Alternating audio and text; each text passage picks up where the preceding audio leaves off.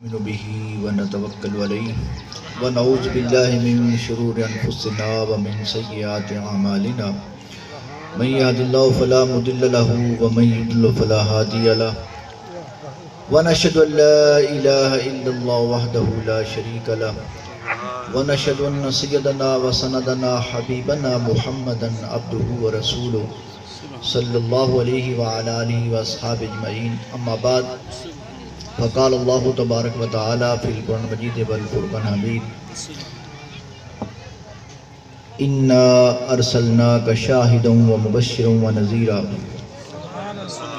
لتؤمنوا بالله ورسوله وتعزروه وتوقروه وتسبحوه بكرة وأصيلا صدق الله العظيم إن الله وملائكته يصلون على النبي يا أيها الذين آمنوا صلوا عليه وسلموا تسليما اللهم صل على سيدنا محمد وعلى آله وأصحاب سيدنا محمد وبارك وسلم الصلاة والسلام عليك يا سيدي يا رسول الله وعلى آلك وأصحابك يا رحمة للعالمين مولاي صل وسلم دائما أبدا على حبيبك خير الخلق كلهم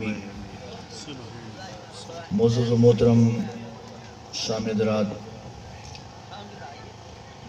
اللہ تعالیٰ کی بارگاہ میں دعا ہے اللہ تعالیٰ اپنے محبوب نبی کی میلاد کی محفل میں ہمارا مل کے بیٹھنا قبول فرمائے اور بانیان محفل کی طرف سے منتظمین کے اس انتظام کو قبول فرما کر اس محفل کو ہمارے گناہوں کا کفارہ بھی بنائے اور دنیا آخرت میں ہماری بھلائی اور خیر کا باعث و برکت بھی بنائے۔ بزرگوں دوستو، کچھ عرض کرنے کے لیے رب العزت کے لاریب کلام قرآن مجید فرقان حمید میں سے آئے بینہ تلاوت کی ہے، جس میں اللہ تعالیٰ نے فرمایا اِنَّا أَرْسَلْنَاكَ شَاہِدًا، اے نبی ہم نے آپ کو شاہد بنا کے بھیجا ہے، وَمُبَشِّرًا اور مبشر خوشخبری سنانے والا بنا کے بھیجا ہے، وَنَذِيرًا اور ڈر سنانے والا بنا کے بھیجا ہے، لِتُؤْمِنُوا بِاللَّهِ وَرَسُولِهِ کیوں یہ شان عظمتیں کیوں عطا کی؟ تاکہ اے لوگو تم اللہ اور اس کے رسول پر ایمان لاؤ، وَتُعَزِّرُوهُ وَتُوَقِّرُوهُ اور پھر اس نبی کی تائید بھی کرو اور اس کی خوب تعظیم کرو، احترام کرو، وَتُسَبِّحُوهُ بُكْرَةً وَأَصِيلًا اور صبح و شام اپنے رب کی تسبیح بیان کرو۔ سبحان اللہ۔ اس آیت کے پڑھنے کا آج کے اس محفل میں مقصد اور مدعا یہ ہے، اس آیت کریمہ میں اللہ تعالیٰ نے مومنوں کو جو اپنے نبی کا ادب و احترام کرنے کا حکم دیا ہے، تھوڑی اس کی وضاحت کرنے ہیں کہ فرمایا وَتُوَزِّرُوهُ وَتُوَقِّرُوهُ کہ اے ایمان والو اپنے نبی کی نصرت بھی کرو، تائید بھی کرو، وَتُوَقِّرُوهُ اور خوب تعظیم بجا لاؤ، خوب احترام کرو۔ توقروہ کی تفسیر میں علماء نے بے شمار واقعات اور نکات بیان کیے ہیں۔ حضرت عبداللہ بن عباس رضی اللہ تعالیٰ عنہ وہ عظیم صحابی ہیں، عظیم ہستی ہیں کہ جن کے بارے میں حضور نے اللہ تعالیٰ کی بارگاہ میں دعا کی تھی، اللہم علم الکتاب و تعویل، یا اللہ میرے اس عبداللہ بن عباس غلام کو قرآن کا علم بھی دے اور اس کی تفسیر کا علم بھی عطا فرما۔ تو پھر اللہ تعالیٰ نے آپ کو قرآن کی تفسیر کا اتنا علم عطا فرمایا کہ آپ فرماتے ہیں کہ اگر میرے اونٹ کا ڈنگا گم ہو جائے تو پھر میں اس کو جنگلوں میں تلاش نہیں کروں گا، جھاڑیاں جا کے تلاش نہیں کروں گا، بلکہ میں قرآن پاک کھول کے بیٹھوں گا، مجھے پتہ چل جائے گا کہ میری ڈاکی کا ڈنگا کس جھاڑی کے ساتھ اٹکا ہوا ہے۔ تو حضور کی دعا کی یہ برکت سی۔ تو پہلے مفسر قرآن عبداللہ بن عباس ہیں، آپ فرماتے ہیں کہ توقروہ کا معنی کیا ہے؟ اے تجلوہ کہ حضور کی شان عظمت بیان کرو، جو اللہ تعالیٰ نے آپ کو اعلیٰ سے اعلیٰ منصب اور عظمت عطا کی ہے، اس کا اظہار کرو، اس کا بیان کرو۔ تو نحو کے مسند امام مبرد وہ اس کا معنی یہ بیان کرتے ہیں کہ توقروا کا معنی ہے اے تبالغوا فی تعظیم ہی، یعنی حضور کی عظمت بیان کرنے میں، حضور کی تعظیم بیان کرنے میں، حضور کی تعظیم میں خوب مبالغہ کرو، جتنا تم سے ہو سکتا ہے حضور کا ادب و احترام کرو، حضور کی تعظیم کرو۔ تو یہ اللہ تعالیٰ کا حکم ہے اپنے نبی کے غلاموں کو کہ اپنے نبی کی خوب تعظیم کرو۔ تو حضور کی تعظیم، حضور کا ادب کتنا زیادہ ہونا چاہیے، کیسا ادب ہونا چاہیے تھا، تو یہ ہم صحابہ کرام کی زندگیوں سے معلوم کر سکتے ہیں۔ کیوں صحابہ کرام جو ہے وہ قرآن پاک کے پہلے مخاطب ہیں، اللہ تعالیٰ ان کے سامنے قرآن پاک کی آیات کا اظہار کیا، حضور نے ان کے سامنے اللہ کے احکام کو بیان کیا، تو پہلے مخاطبین وہ صحابہ کرام ہیں۔ تو صحابہ کرام سے ہمیں پتہ چلتا ہے کہ حضور کا ادب کیسا ہونا چاہیے، وہ صحابہ کیسے حضور کا ادب کرتے تھے، کیسے تعظیم کرتے تھے۔ دوسری آیت کریمہ بھی اس ضمن میں سورۃ حجرات کی اللہ تعالیٰ نے نازل فرمائی ہے، اے ایمان والو لا ترفعوا اصواتکم فوق صوت النبی، اے ایمان والو اپنی آوازوں کو اپنے نبی کی آواز سے بلند نہ کیا کرو۔ اگر تم نبی کی بارگاہ میں کچہری میں بیٹھے ہو، تمہیں موقع ملے تو پھر تمہیں بیٹھنے کا انداز بڑا مؤدب ہو کے بیٹھنا پڑے گا، محتاط ہو کے بیٹھنا پڑے گا، کہ فرمایا تمہاری ایک تو آواز نبی کی آواز سے اونچی نہیں ہونی چاہیے، بلند نہیں ہونی چاہیے۔ دوسرا کہ جس طرح تم آپس میں ایک دوسرے کو بے ہنگم آوازوں کے ساتھ بلاتے ہو، تو اس طریقے سے نبی کو بھی نہیں بلانا، یہ نہ ہو کہ تمہارے سارے اعمال ضائع ہو جائیں۔ تو اللہ تعالیٰ نے نبی پاک صلی اللہ علیہ وسلم کے بارگاہ کا ادب صحابہ کو سکھایا، مقام سکھایا۔ کیوں اللہ تعالیٰ کی بارگاہ میں حضور کا مرتبہ، آپ کی شان اتنی بلند ہے کہ اللہ تعالیٰ اپنے نبی کے غلاموں کو بارگاہ نبی کے آداب سکھا رہا ہے۔ تو جب بیٹھنے کا موقع ملے تو اس انداز میں بیٹھو کہ تمہاری آواز میں نبی کی آواز سے بلند نہ ہو جائے۔ کیوں اگر نبی پاک کی آواز سے کسی کی آواز بلند ہو گئی تو اس کو نقصان کیا ہوگا؟ ان تحبط اعمالکم وانتم لا تشعرون، تمہارے سارے اعمال ضائع ہو جائیں گے۔ یہ علم کلام کا مسئلہ ہے، اعمال مسلمان کے کب ضائع ہو جاتے ہیں؟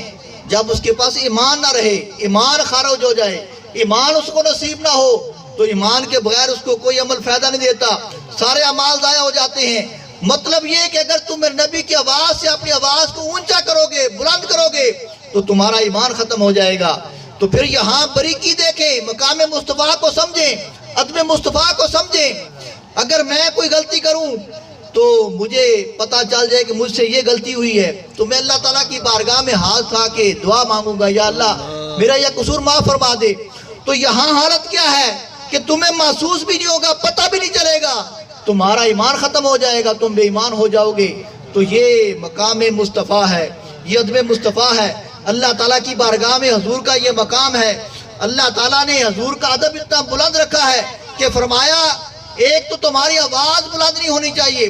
تو یہاں ایک جو ہے وہ ایک صحابی کا واقعہ ذہن میں آیا ہے کہ اللہ تعالیٰ نے تو یہ حکم دیا ہے کہ تمہاری آواز نبی کی آواز سے بلند نہیں ہونی چاہیے، لیکن حضور تو لاجپال ہیں، کریم ہیں، آپ تو بالمومن رؤوف الرحیم ہیں، کہ ایک موقع پر ایک صحابی، دیہاتی صحابی حضور کی بارگاہ میں حاضر ہوا، ابھی محفل میں پہنچا نہیں تھا، دور سے ہی پکارنا شروع کر دیا، اینا یا محمد، اینا یا محمد، اے محمد آپ کہاں ہو، آپ کہاں ہو؟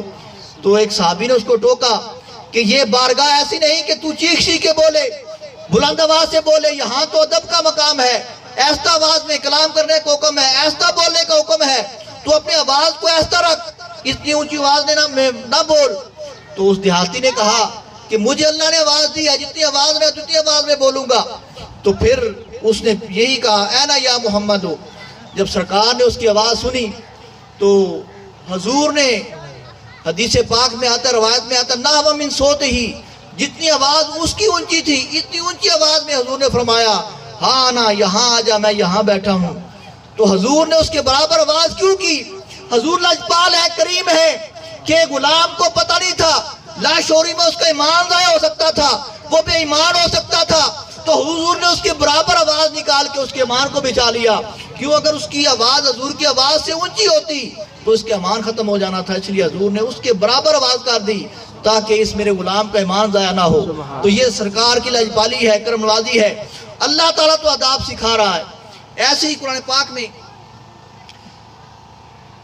سورۃ احزاب میں ام المومنین حضرت زینب رضی اللہ تعالیٰ عنہ، حضور کی جو زوجہ ہیں، حضور کی گھر والی ہیں، ہماری مومنوں کی ماں ہیں، ان کے ساتھ جب حضور نے نکاح فرمایا تو حضور نے دعوت ولیمہ کی۔ دعوت ولیمہ کرنا بھی سنت ہے، لیکن ولیمہ نکاح کے بعد ہونا سنت ہے، پہلے کرنا سنت نہیں ہے۔ تو آپ نے دعوت کا اہتمام کیا اور کھانا پک گیا، صحابہ کرام آئے، کھانا کھا کے چلے گئے، لیکن 3 صحابی جو ہیں وہ کھانا کھا کے ادھر ہی بیٹھ گئے، آپس میں گپے لگانا شروع کر دی۔ حضور کریم نواز، حضور جو ہیں وہ کریم تھے، آپ اتنے باحیا تھے کہ آپ نے اپنی زبان سے ان کو نہ اٹھایا، یہ نہ کہا تو اب تو کھانا کھا چکے ہو، گھر چلے جاؤ، لیکن آپ نے جو ہے وہ اعلیٰ ظرفی کے ساتھ ان کو جو ہے وہ بیٹھا دیکھا تو آپ نے ان کو کچھ نہ کہا۔ آپ جو ہے باقی ازواج کے گھروں میں چلے گئے، وہاں سے تھوڑی دیر بعد تشریف لائے، ابھی وہ تینوں صحابی جو ہیں وہ آپس میں گپوں میں مصروف تھے۔ تو ان کا یہ عمل، صحابہ کا یہ بیٹھنا اللہ تعالیٰ کو گوارا نہ ہوا۔ نبی پاک تو کریم لجپال ہیں، وہ تو اپنی زبان سے کسی کو نہیں روکتے، انہوں کو نہ کہا کہ اٹھ کے چلے جاؤ، میرے گھر سے چلے جاؤ۔ تو اخلاق کریمانہ کا تقاضا بھی یہ تھا، تو حضور نے خود ان کو نہ کہا، لیکن اللہ تعالیٰ نے قرآن پاک میں آیت نازل فرما دی کہ اے ایمان والو، جب تمہیں نبی کے گھر میں جانے کا موقع ہو پہلے اجازت مانگو، اور جب کھانا کھا چکو تو کھانا کھانے کے بعد وہاں بیٹھ نہ جاؤ، فوراً اٹھ کے گھر چلے جاؤ، تمہارا وہاں بیٹھنا میرے نبی کو تکلیف پہنچاتا ہے۔ تو یہ سرکار کا ادب ہے، مقام ہے کہ قرآن پاک میں، پورے قرآن میں ہمیں نماز کا حکم تو ملتا ہے، لیکن کہیں پوری نماز پڑھنے کا طریقہ نہیں ملتا۔ تو یہ حضور کی زوجہ محترمہ کے ساتھ جو نکاح ہوا، پھر ولیمے کا تذکرہ قرآن پاک میں اللہ تعالیٰ نے کر دیا، پھر آداب سکھائے جا رہے ہیں کہ تم نے آنا کیسے ہے، بیٹھنا کیسے ہے، بیٹھ کے کھانا کھا کے چلے جانا ہے، زیادہ اضافی وقت وہاں نہیں بیٹھنا۔ تو نماز کا طریقہ نہیں آیا، لیکن سرکار کے ولیمے کا ذکر آ گیا، حضور کے بارگاہ میں بیٹھنے، گھر میں آنے جانے کے آداب سکھائے جا رہے ہیں۔ اس سے معلوم کیا ہوتا ہے، اللہ تعالیٰ کی بارگاہ میں ہمارے نبی کا شان بہت بلند ہے، مقام بہت بلند ہے۔ ادب آپ کا اتنا ضروری ہے، جس کا لحاظ امتی پر لازم ہے۔ اس وجہ سے حضور نے حضور کی امتیوں کو، صحابہ کرام کو حکم دیا کہ کھانا کھا کے تم نے بیٹھنا نہیں، فوراً چلے جانا ہے۔ ایسے بے شمار واقعات ہیں۔ تو میں عرض یہ کرنا چاہتا ہوں کہ اللہ تعالیٰ نے نبی پاک کا جو ادب و احترام امت پر لازم کیا ہے، اس کا تقاضا یہ ہے کہ ہم صحابہ کرام کا عمل دیکھیں۔ صحابہ کرام حضور کا کتنا ادب و احترام کرتے تھے، کس انداز میں تعظیم کرتے تھے۔ اللہ نے جو حکم دیا خوب تعظیم کرو، خوب احترام کرو۔ تو صحابہ کرام کی زندگیاں ہمارے لیے معیار ہیں، وہ درس ہیں، ان کی زندگیاں ہمارے لیے جو نمونہ ہے۔ تو صحابہ کرام حضور کا کس انداز میں ادب کرتے تھے، احترام کرتے تھے۔ 1-2 واقعات عرض کروں گا، وقت تھوڑا ہے۔ حضور کے ایک صحابی تھے جن کا نام تھا اسلم بن شریک آرجی رضی اللہ تعالیٰ عنہ۔ حضور نے ان کی ڈیوٹی یہ لگائی تھی کہ جب حضور نے سفر کرنا ہوتا تھا تو وہ ان کے حضور کی ڈاچی کے اوپر، اٹھنی کے اوپر پلان سیٹ کرتے تھے، کجاوا سیٹ کرتے تھے۔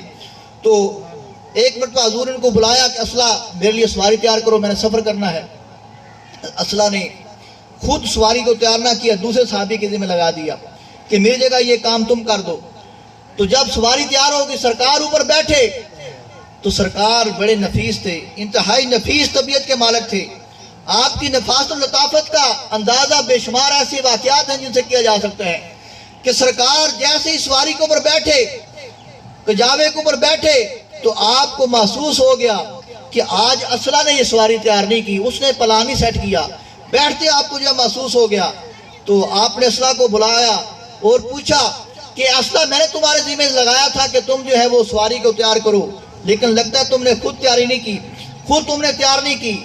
تو یہ بات عرض کرنے سے پہلے حضور کی نفاست، حضور کی نفیس طبیعت کے 1-2 واقعات عرض کرتا ہوں کہ سرکار کی طبیعت اتنی نفیس تھی کہ سرکار فرماتے ہیں، مشکوٰۃ شریف کی حدیث ہے کہ جب کسی چیز کا سرکار تصور کرتے ہیں اس کو محسوس کر لیتے ہیں۔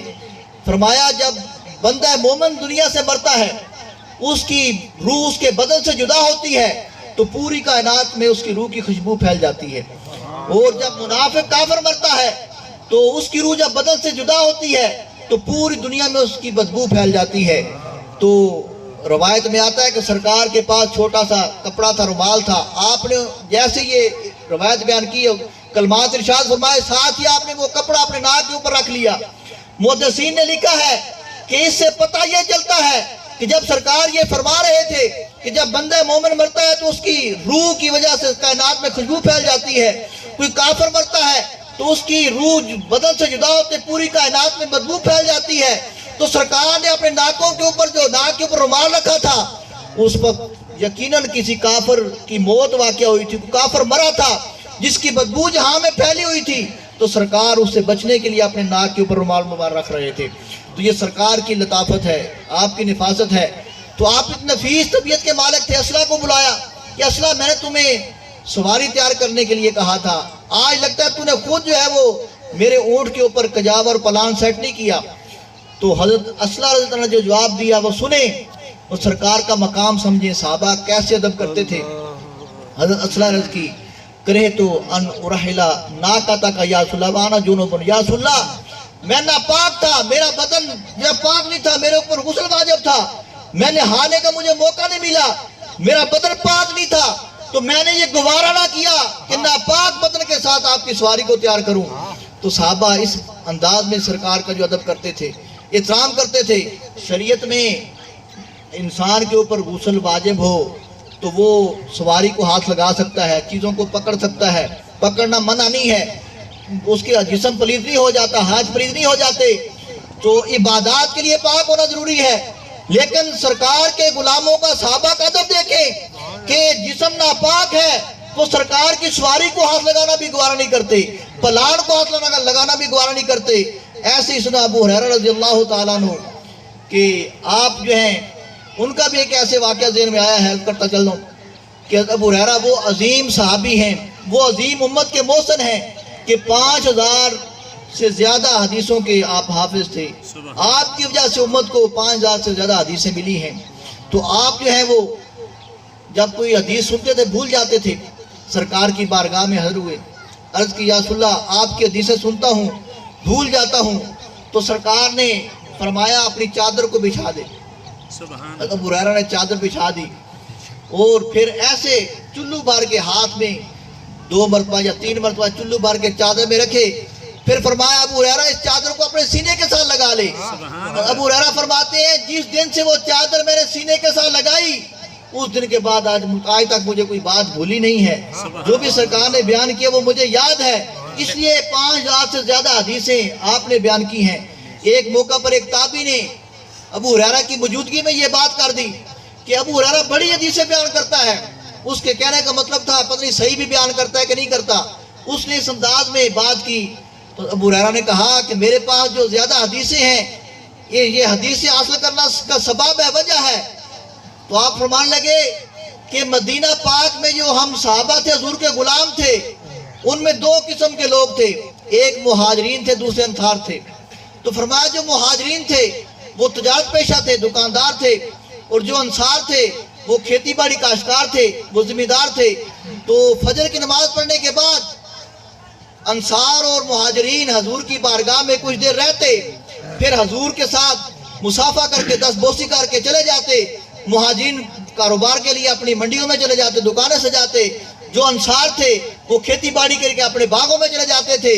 انا الازم رسول اللہ صلی اللہ علیہ وسلم، میں حضور کی کچہری میں بیٹھا رہتا تھا، حضور کی بارگاہ میں حاضر رہتا تھا، اس وجہ سے جو حضور بیان فرماتے تھے مجھے یاد ہوتا تھا، اس وجہ سے میرے پاس حدیثیں زیادہ ہیں۔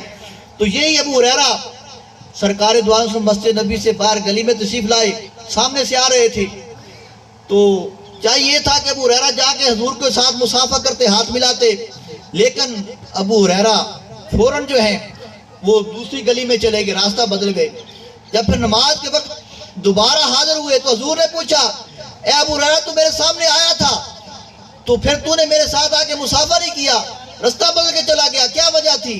تو ابو ہریرہ نے بھی وہی جواب دیا، یا رسول اللہ میں ناپاک تھا، میرا بدن پاک نہیں تھا، آپ کے ہاتھ میں کیسے ہاتھ دے سکتا تھا؟ تو یہ صحابہ کرام جو ہیں اس انداز میں حضور کا ادب کرتے تھے۔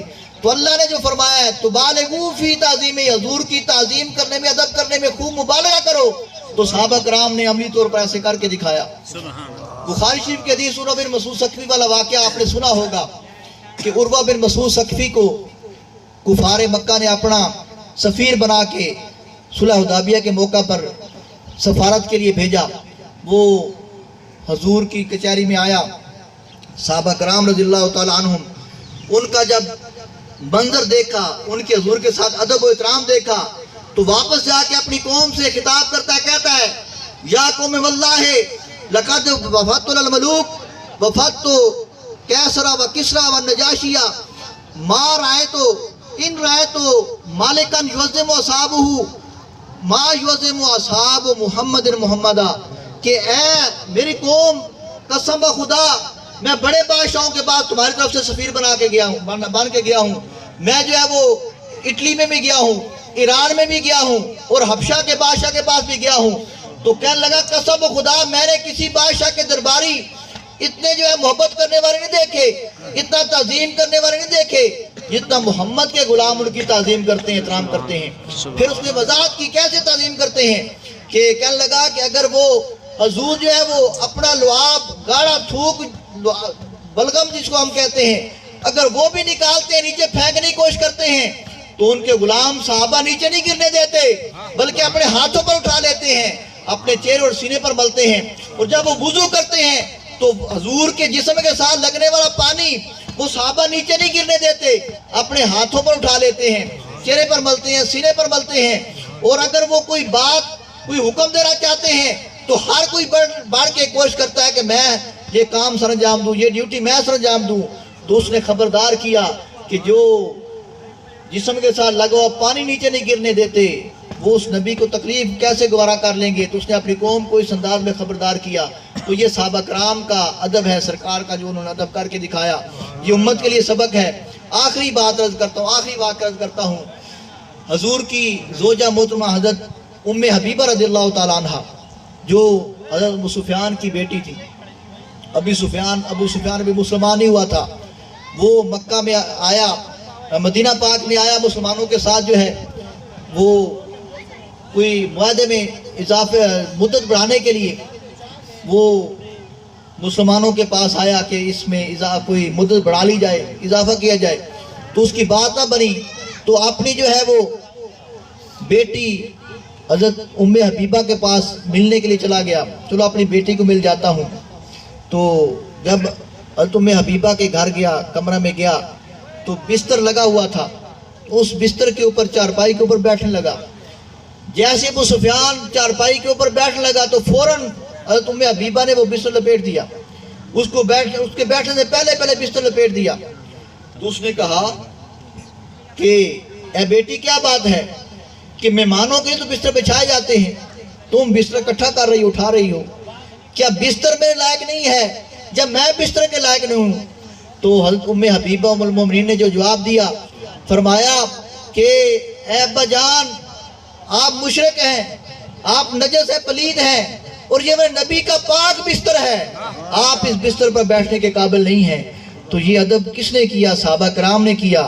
ہم صحابہ کی غلامی کے دعوے کرتے ہیں، نوکر صحابہ ہونے کا دعویٰ کرتے ہیں، تو انہوں نے حضور کا اس انداز میں تو احترام کیا ہے، اس انداز میں تعظیم کی ہے، تو آج جو صحابہ کا غلام ہونے کا دعویٰ کرتا ہے وہ سرکار کے ادب کو بھول گیا ہے، سرکار کے احترام اور مقام کو بھول گیا ہے۔ تو اللہ تعالیٰ نے ہمارے نبی کو بلند مقام عطا فرمایا ہے، عظمت عطا فرمائی ہے۔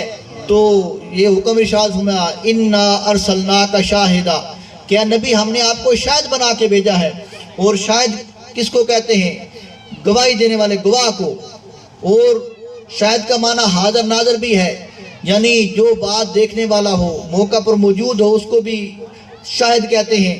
تو سرکار کو اللہ تعالیٰ نے پوری کائنات کا شاہد بنا کے بھیجا ہے۔ تو حضور نے فرمایا اللہ تعالیٰ نے مجھے ساری کائنات ایسے دکھا دی ہے جیسے ہتھیلی پر رائی کا دانہ ہوتا ہے، اس لیے حضور کائنات کی ہر چیز کی گواہی دیتے ہیں، خبر دیتے ہیں۔ تو اللہ تعالیٰ کی بارگاہ میں دعا ہے کہ اللہ تعالیٰ ہمیں صحیح معنوں میں اپنے نبی کا ادب و احترام سیکھنے کی توفیق عطا فرمائے، حضور کے ساتھ صحیح معنوں محبت کرنے کی توفیق عطا فرمائے۔ محبت حقیقت میں کیا ہوتی ہے؟ جس کے ساتھ محبت ہو تو بندہ اس کی مکمل تابعداری کرے، اس کی ہر بات کو جو ہے وہ اپنی ادا بنا لے۔ صحابہ کرام تو حضور کے ساتھ جتنا محبت کرتے تھے تو حضور کی ہر ادا کو اپنانے کی کوشش کرتے تھے۔ حضرت عبداللہ بن عمر رضی اللہ تعالیٰ عنہ ایک موقع پر آپ جو ہے وہ سفر کر رہے تھے، اور ایک درخت کے نیچے سے گزرے. درخت کافی اونچا تھا لیکن پھر بھی آپ نیچے سے جھک کے گزرے. تو ساتھی نے پوچھا کہ عبداللہ بن عمر درخت کی ٹہنیاں تو آپ کے سر کو لگنے والی نہیں تھی, کافی اونچی تھی, بلند تھی, تو پھر آپ کو جھکنے کی کیا ضرورت تھی, آپ جھک کے کیوں گزرے ہیں؟ تو عبداللہ بن عمر نے فرمایا ایک دن میں حضور کے ساتھ گزر رہا تھا, یہ درخت ابھی چھوٹا تھا, اس کی ٹہنیاں نیچے جھکی ہوئی تھی, تو سرکار نیچے ایسے جھک کے گزرے تھے, تو مجھے وہ سرکار کی ادا یاد آ گئی, میں تو ادا کرنے کے لیے جھکا ہوں. ایسے عثمان بن عفان رضی اللہ تعالیٰ عنہ آپ نے وضو کیا, وضو کرنے کے بعد مسکرا دیے, ہنسنے لگے. تو ساتھی نے کہا کہ کیا وجہ ہے کہ کیوں ہنستے ہیں؟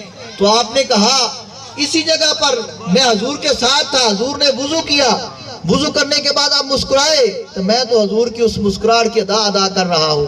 تو صحابہ کرام تو سرکار کی ادائیں بھی نہیں چھوڑتے تھے. آج ہم نمازیں چھوڑے ہوئے ہیں, ہم افراد کو چھوڑے ہوئے ہیں, حقوق بعد کو چھوڑے ہوئے ہیں. ہماری محبت کب کامل ہوگی؟ کہ جب ہم حضور کی مکمل تابعداری کریں گے, حضور کی صحیح سنت سیرت کو اپنے اوپر لاگو کریں گے, تو پھر ہماری محبت کامل ہوگی.